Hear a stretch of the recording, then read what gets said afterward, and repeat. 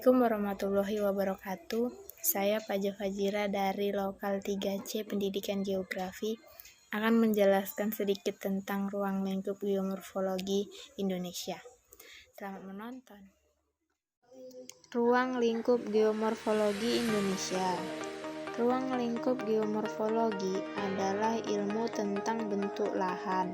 Dapat didefinisikan bahwa geomorfologi mempelajari fenomena permukaan muka bumi. Juga termasuk di dalamnya adalah lautan, lempeng, juga yang lainnya seperti gunung dan lain-lain. Geomorfologi termasuk juga mempelajari tentang fisiografis dan geologis. Selanjutnya, pengertian geomorfologi. Geomorfologi adalah ilmu yang mempelajari berbagai bentuk lahan di permukaan bumi, baik di atas maupun di bawah permukaan laut dengan menekankan pada asal, sifat, proses perkembangan, susunan material, dan kegiatan dengan lingkungan. Bisa juga diartikan lain, yaitu ilmu yang mempelajari tentang bentuk permukaan bumi dan perubahan-perubahan yang terjadi pada bumi itu sendiri. Selanjutnya, proses geomorfologi. Proses geomorfologi adalah perubahan-perubahan baik secara fisik maupun kimiawi yang dialami permukaan bumi. Penyebab proses tersebut yaitu benda-benda alam yang kita kenal dengan nama geomorfik agent berupa air dan angin. Proses geomorfologi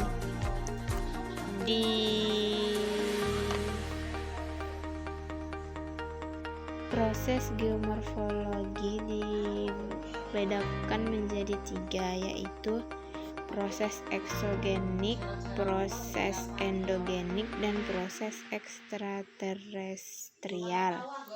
Yang pertama, proses eksogenik adalah segala perubahan fisika dan kimia yang berakibat pada bervariasinya aroma permukaan bumi. Proses eksogenik proses yang disebabkan tenaga dari luar kulit bumi, seperti air, angin, es. Yang kedua, proses endogenik merupakan proses geomorfik yang diakibatkan oleh tenaga dari dalam bumi. Yang terakhir, proses ekstraterestrial, yaitu proses geomorfik dari angkasa luar. Selanjutnya, sejarah geomorfologi modern. Pengetahuan tentang geomorfologi, sebagaimana juga dengan ilmu-ilmu yang lain, dimulai dengan munculnya ahli-ahli filsafat Yunani dan Itali. Sebegitu jauh Herodotus dari tahun 485 sampai 425 sebelum Masehi, yang dianggap sebagai bapak sejarah.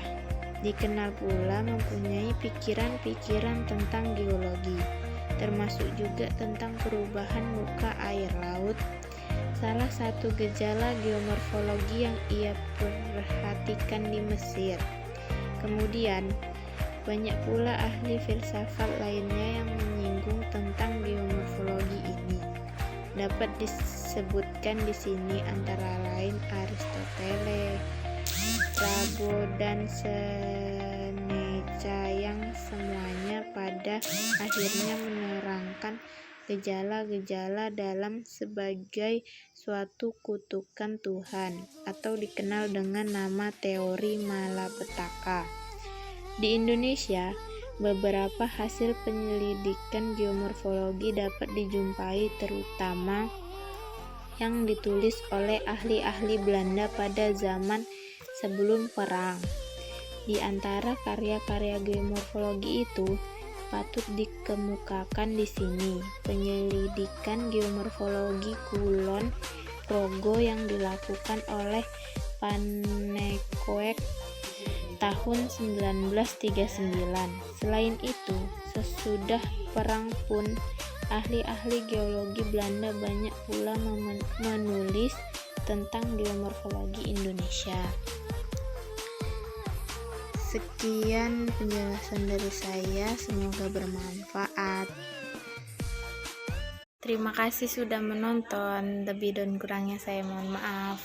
Wassalamualaikum warahmatullahi wabarakatuh. See you.